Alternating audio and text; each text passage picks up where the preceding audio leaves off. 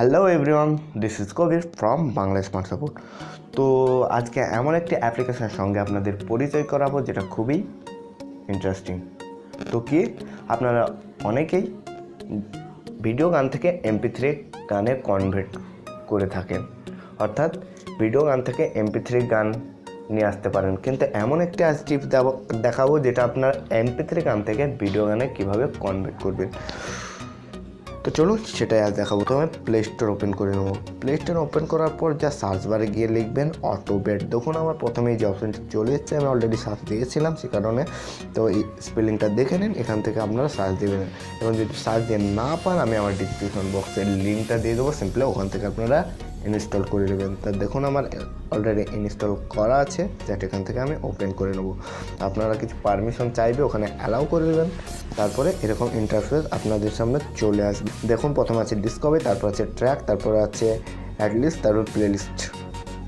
তো আপনারা কি করবেন, ট্র্যাক্সে চলে যাবেন। ট্র্যাক্সে যাওয়ার সঙ্গে সঙ্গে আপনার মেমোরি কার্ডে অথবা ফোন মেমোরিতে যে সমস্ত MP3 গান আছে সেগুলো আপনার সামনে শো হয়ে যাবে। তো এখান থেকে কি করবেন, আপনি যে কোনো গানের ওপরে ট্যাপ করবেন।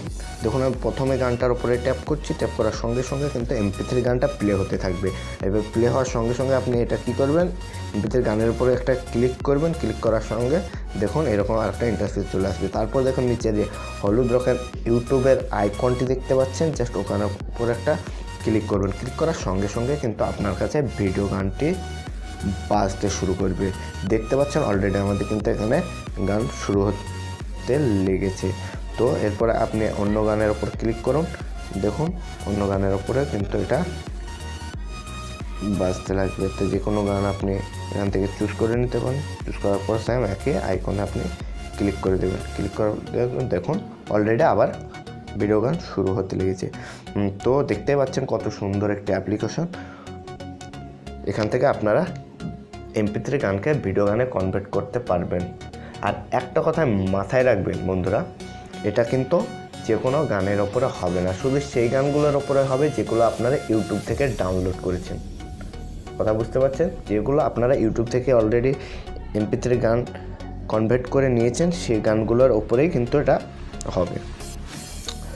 তো এই ছিল আজকের ছোট্ট একটা টিপস।